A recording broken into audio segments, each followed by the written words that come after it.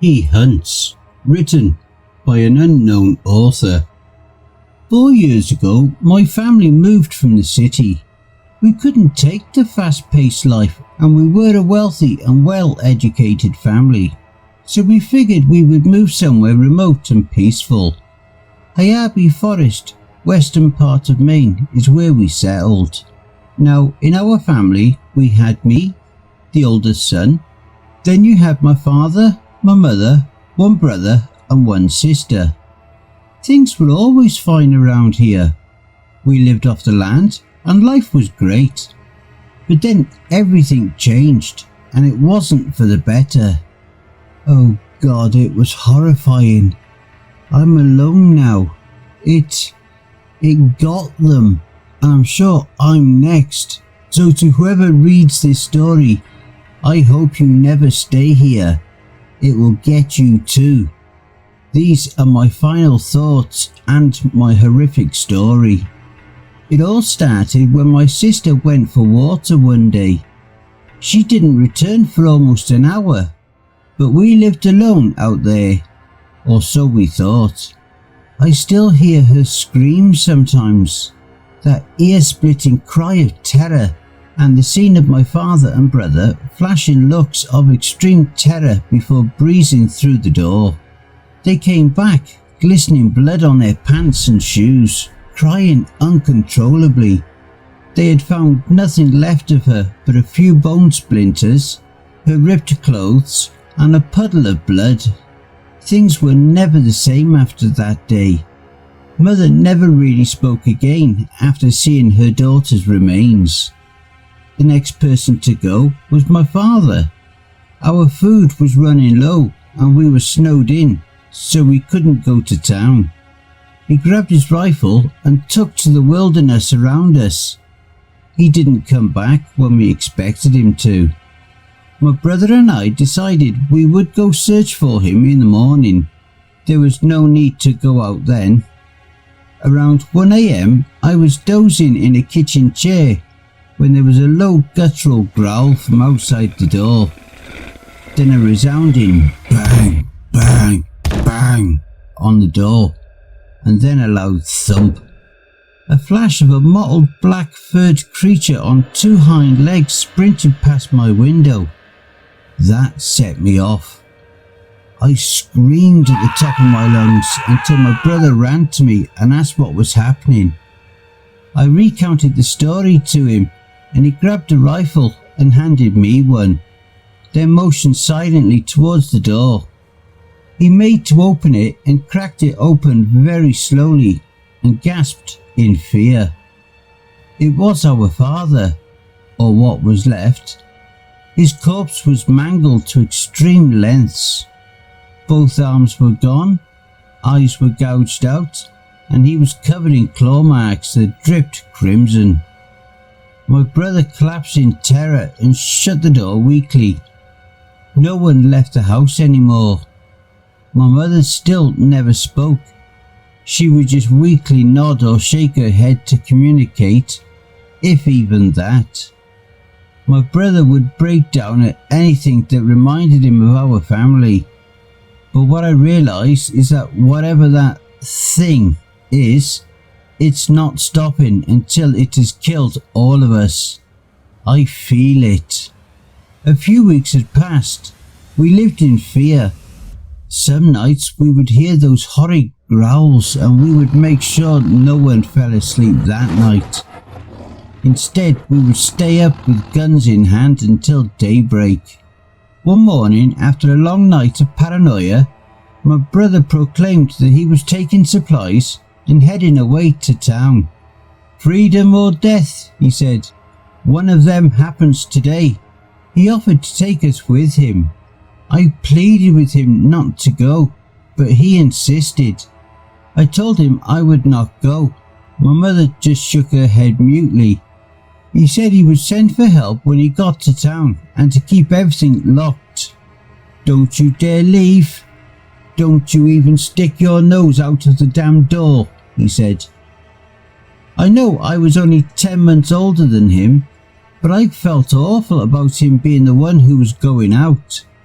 I knew it was going to get him. I knew. That night he walked out just before dark fully struck, having made sure we were okay and had supplies, and began the nightmarish walk to the car. He got to the car and opened the half-frozen door after a few violent tugs on the handle. It was then that I heard the sound that unnerved me on the spot. I turned the key, and as the car started, a blood-curdling scream lit the night air. The beast left the trees from the side opposite to my brother. The creature must have been almost 8 feet tall, with the mangled black wolf's face and body, but walked on his own 2 legs, or rather sprinted. My brother opened his eyes in fear and smashed his foot onto the gas pedal. The thing pounced onto the car and violently smashed his window.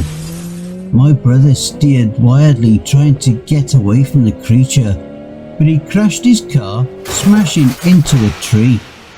And if that didn't kill him, the beast reached into the car and pulled the still squirming body out of the car. The creature looked right at me through the window from a distance, before slicing open my brother's stomach with razor-sharp claws. Blood dripped from his body and he went limp. The creature walked slowly towards the door, knowing he wanted me to fear him. He knew I was frozen. It reached the door and I hugged my rifle tight. There was a thud and another 3 bangs, although they went slowly this time. Bang, bang, bang. Then it screamed its chilling scream, like that of a banshee, and stampeded off to the woods. I couldn't open the door to retrieve my own brother's remains. I haven't slept since then. I just watched the door and listened for him, waiting for him to come back. It's just me and my mother now. She doesn't eat or sleep or drink. She hasn't moved from the chair in 3 days. Until her death, I don't think she ever moved again, actually. It was a long night. 4 days without sleep.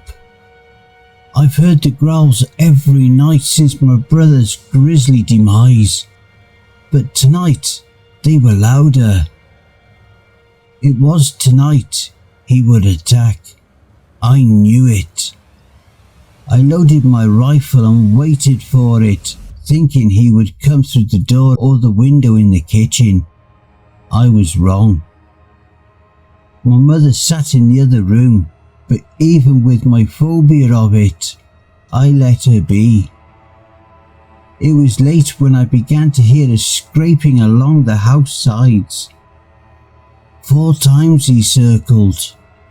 We were trapped, and he knew it. It stopped and my heartbeat quickened, as if in slow motion I realized where he stopped just a moment too late. Right next to the side of the house where my mother was. I knew my fears were true when I heard this disheartening sound of the window shattering in the other room. I was rooted. I heard the beast's call and dropped to my knees. I saw him walk to my mother and in one stroke took her throat, and within a heartbeat her chest. He screamed and dove from her room. This was just a few short hours ago. The scrapings are starting again. To whomever finds this, leave quick. Don't look back. Oh God, the scraping stopped. I don't have long. These have been my final thoughts, and the last ones I'll ever have. Please, heed this warning.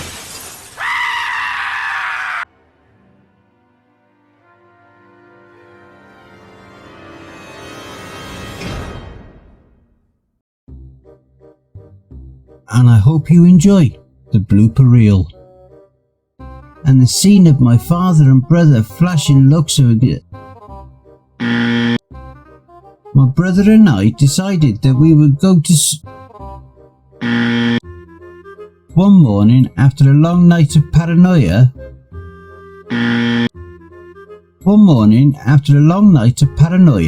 My brother proclaimed that he was taking supplies and heading The beast left the trees from the 4 days without sleep. I've heard the growls. He screamed and dove through.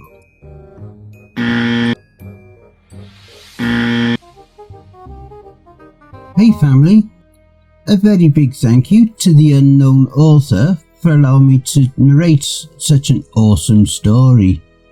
Be sure to check out their Creepypasta fandom profile for more awesome stories.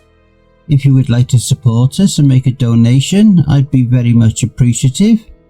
I do have PayPal and a Buy Me a Coffee account. Be sure to also check out our merch store. There are plenty of items and designs to choose from. If you enjoyed this video, then why not check out the next one here on the right hand side.